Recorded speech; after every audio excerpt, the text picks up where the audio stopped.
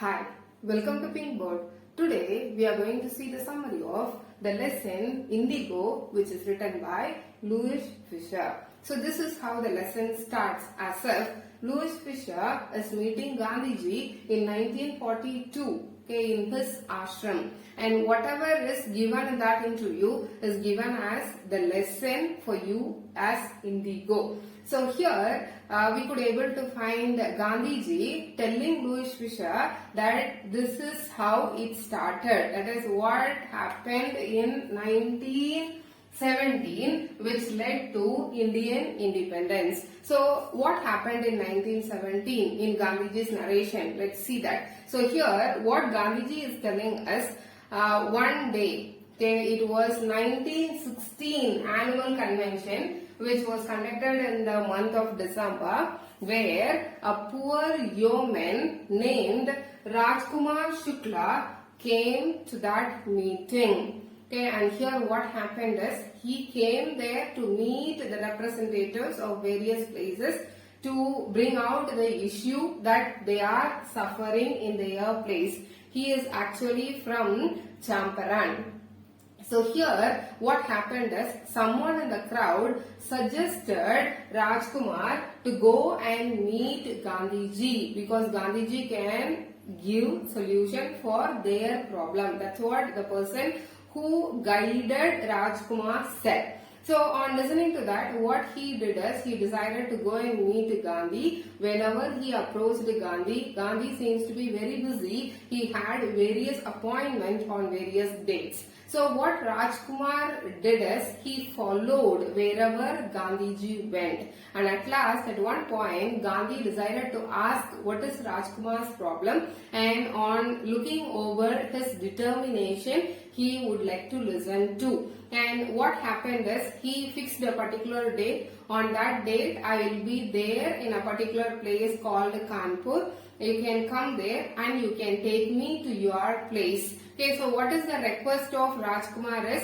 visit my place once, come with me. That's what he was asking Gandhiji. At last Gandhi decided to go with Rajkumar to find out what is their problem. So here it is about Indigo Plantation. So what is Indigo Plantation? As large pieces of lands, or the landowners were British landlords, and they are given with, that is, they are distributing their arable lands, that is cultivating lands, to poor yeomen, and as a rent what they are supposed to do is they are supposed to plant indigo. Okay, 1/3 of their holding or 20% of their holding has to be cultivated with indigo, and that indigo cropping has to be entirely handed over as rent to the Britishers. So what is the use of this indigo plantation is they are making dye out of it with which they can color their dress. And when you take our people, because of cultivating indigo, what they thought is the fertility of the soil will slowly get lost, and that's why here it was very difficult for them to plant indigo and pay that entire indigo harvest as the rent to Britishers. So this is what the problem is, and Rajkumar and other yeomen, poor yeomen, seems to be suffering. We call them as tenant farmers.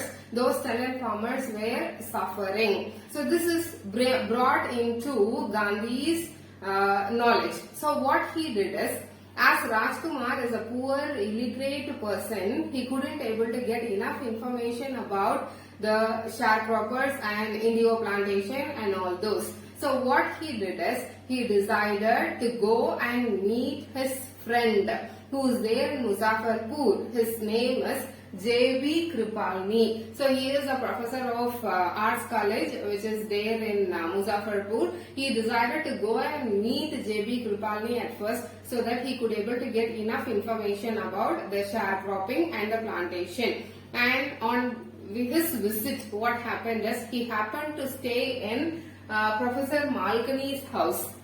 Here he is mentioning about the hospitality what is given in Malkani's house, because in those days, okay, lawyers like Gandhiji were not invited. to be staying in their house. So that's why here he represents or he pinpoints that the treatment what was given to me in Malkani house is excellent. So before he went and reached Muzaffarpur, he decided to go and meet Rajendra Prasad. So Rajendra Prasad, we know very well that he became the president of India. So when Gandhi reached Rajendra Prasad's house with Rajkumar, the person was not there. That is, Rajendra Prasad was not there. Rajkumar Shukla used to visit Rajendra Prasad several times to deal with the case, that is Indigo Plantation, and when Gandhiji went along with Rajkumar, the servants in Rajendra Prasad's house thought that Gandhiji is also a poor peasant. And here what sort of treatment which is given to Gandhiji in Rajendra Prasad's house is he was treated as an untouchable. He was asked to sit on the floor and he was not allowed to fetch water from the well. So after meeting JB Krippani and Professor Malkani, he proceeded towards Champaran. So what happened is, so many people came to know that a Gandhiji has come, a person has come to help them. That's what they know. Such illiterate people, they know only this. But they would like to pay a visit to Gandhi, explaining their situation. So one such visit was made by the lawyers also. The lawyers were explaining what they were proceeding with respect to the case of these tenant farmers or the sharecroppers. When Gandhi came to know that these lawyers demanded for a high amount as fee, Gandhiji scolded them. They are very poor. How come they can pay this amount? And moreover, they are fear-stricken. Gandhi thought that the only solution for this problem could be initially will start with free from fear. They have to be relieved from the fear what they have. That's what he thought. And what happened is the lawyers were discussing and they came to know about the case. He scolded the lawyers and then he proceeded his investigation. He proceeded his investigation in the sense what happened there in Champaran is the poor peasants came to know that these Britishers were no more in need of indigo plantation because they could able to get synthetic dye, synthetic indigo, the color indigo from Germany. So what they did is, we are ready to relieve you from the contract by paying an amount. So that amount was demanded by the British landlords to the Indian peasants. So those who could able to pay, paid it, and those who couldn't able to hired some lawyers to have that case in the court, and those who couldn't able to neither do this nor that were suffering. One such person is Rajkumar Shukla. So here by this time Gandhi arrived at Champaran. So naturally all the peasants joined hands with Gandhiji towards marching part in fear, that is taking away from that contract. And here what Gandhiji did at first is, he went and meet Secretary of British Landlord Association. So they are having an association, the British landlords had an association. Here he went and met the secretary. He wanted to know what is there in that document which is signed by the poor peasants. So that's why he went and met the secretary, and what was the reply he could able to get from the secretary is, he told clearly that I am not ready to give any information. I can't give any information to an outsider. To him, Gandhi told that I am not an outsider. Then he proceeded to British Official Commissioner. So after meeting the secretary, he couldn't able to get any message, get any information. So he went to meet British Official Commissioner. So what this commissioner said is, he threatened Gandhi to leave the place immediately. The word what is used in the text is bully me, that is attacking by force. So he pretended as if in a way that he is superior and he could able to control Gandhiji by his points. So next it became futile. So when he was there, he started to move towards The capital, we call it as the Tirhat division, or the capital of Tirhat division, that is Motihari. So he went to Motihari. There what happened is, he came to know that one of the peasants in a nearby village was maltreated by the officials. So here what he decided is to go and meet, to go and see what is happening to that poor peasant. But he was not allowed to proceed further. He was stopped by a superintendent's messenger. So what that messenger did is, he stopped Gandhiji from proceeding towards a place where a peasant is suffering, and he asked him to return to his own place. And he was taken back by the messenger's carriage, and when he reached his place, he was handed over with a notice. So what is written there in that notice is, quit Champaran immediately. How come Gandhiji can do it? So what he did is, he signed in the notice telling that I will disobey the order. I am not ready to follow this order. I will disobey this order. He wrote that and he signed. And because of that, he was asked to summon on the court. So now Gandhiji made some precautionary measures before he would appear in the court, because anything might happen if he reaches the court. So what he did is, he wrote clearly what happened to Viceroy, and then he sent a telegram to Rajendra Prasad inviting him with some officials or influential friends, and then he wrote to his ashram telling that it will take some time for him to deal with the case, and also he is informing that he is going to court and anything might happen. So the information is sent to the people like Rajendra Prasad, Viceroy, and then the ashram, people in the ashram. So the information was given. The next day, he appeared in front of the court. So what happened is, large multitude of peasants gathered in front of the court. So what happened is, what they came to know is, a person came to help us, okay, and that person is in trouble because of the officials. So that's what the message they know, and because of that, everybody started to gather in front of the court. The police officers couldn't able to do anything because of the people who are gathered there. They are ready to do anything for Gandhiji. It was very difficult for the officials to control them. So what Gandhi did is, he spoke to those people and asking them to wait. When he went inside the court, okay, he was explaining his situation. That is, as a lawyer or as a person, I have to give respect to the court order. I am supposed to follow it. Sorry, I couldn't able to do that. So here I am having conflict of duties. As an Indian, I would like to help my people at the same time. Okay, I don't want to be a bad example for the poor people who are standing outside.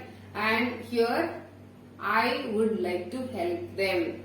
So obeying law and order is also my duty. At the same time, helping my people is also equally important, and that's why I wrote it as I will disobey the order. So he accepts his mistake and he was asking sorry for that. So here the higher officials couldn't able to decide anything. So what they did is, they postponed the case after 2 hours. And Gandhi was asked to pay bail for 2 hours, and Gandhi was not ready to pay the bail. So he was set free, and later on, after 2 hours, when the court joined back, what happened is, they couldn't able to decide, couldn't able to give any verdiction on this case. So they declared that he can leave now, and for further enquiries he will be called back. So what happened is, after few days, this case was dropped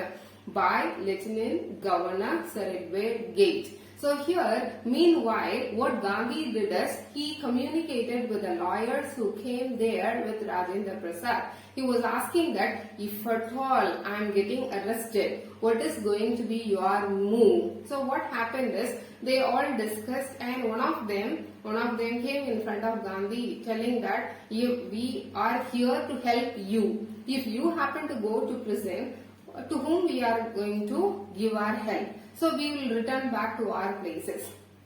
So Gandhi was astonished to hear this from the lawyers, and again he asked, is this your final reply? So what they did is, they again went back, they discussed, and they came back. And Rajendra Prasad declared that if at all you are getting arrested, okay, we will also follow you. So this is how it started. That is, Gandhiji declared that yes, this won, that is the Champaran battle is won. So that's how he declares, because if Gandhi gets arrested, the lawyers one after the other will appear in front of the court to be getting arrested. Naturally, all the peasants will follow, and the government officials cannot do anything, and that's why Gandhi declared that the battle of Champaran is won. So now they have dropped the case, and Gandhi, what he started, he started as well as continued his inquiries. He collected so many petitions from the people, however they gave the report, he recorded and he collected and all those with enough evidences. So Sir Edward Gate, the governor, what he did is, he called for Gandhi. So what Gandhi decided is, anything might happen if he go and meets the governor. So again he informed about his meeting to governor, to Rajendra Prasad and the other lawyers. So when he went there, they had a long protracted interview, so on which they finalized that they are going to set up a commission. So what is that commission is? On one side they are going to have the landlords, on the other side Gandhiji as a representative of poor peasants, in between they are going to have the officials to give a fair inquiry and judgment.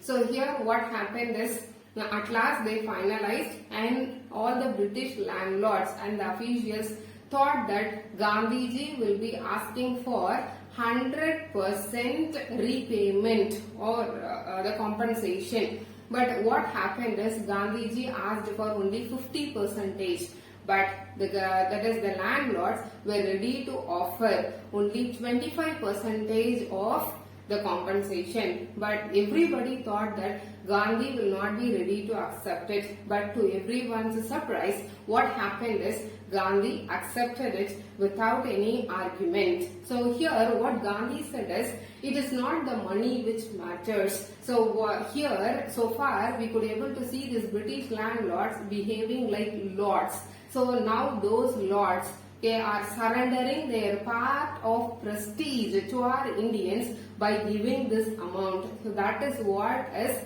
required. So because of this, what happened is, all the poor peasants started to learn that definitely we can win if we have some goodwill and thought by our side. So that's what they have learned, and now they were not having any fear to bring out some queries in front of the court. So now this got solved, but Gandhiji was not satisfied with this solution. It is just an economical solution what he could able to find for the poor peasants.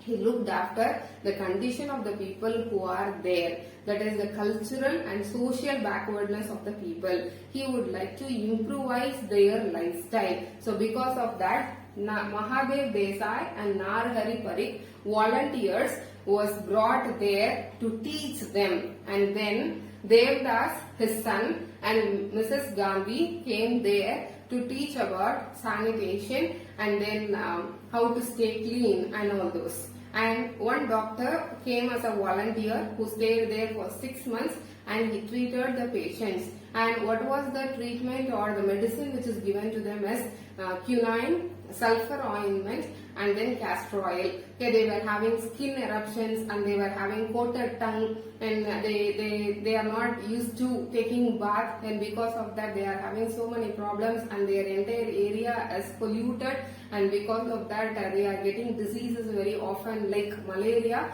So the quinine, castor oil and then sulfur ointment was given as medicines to them by the volunteer doctor who came over there. And Gandhi observed the filthy state of the women's clothing. So he told it to Mrs. Gandhi to go and talk to the women who are there. And one such woman, what she did is she took Mrs. Gandhi to her house and she showed her house that we don't have any cupboards or we don't have any saris rather than what we wear. So here we could able to know the condition of the people who are living over there. Slowly Gandhiji helped them to come out of their situation. So at last we could able to find Gandhiji teaching them some self-respect.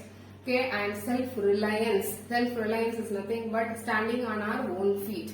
So that was possible for Gandhiji to teach Indians. So now what happened is, there was a follower who seems to be a Britisher to Gandhiji. Okay, he is a missionary. He is supposed to move to Fiji Islands. So what Rajendra Prasad and other lawyers suggested is, let us have him by our side to argue with the Britishers. But Gandhiji said politely that no, it is not fair. We should not have an Englishman, Britisher along with us to fight with another Britisher. So it will become an equal fight. It is a fight between unequal.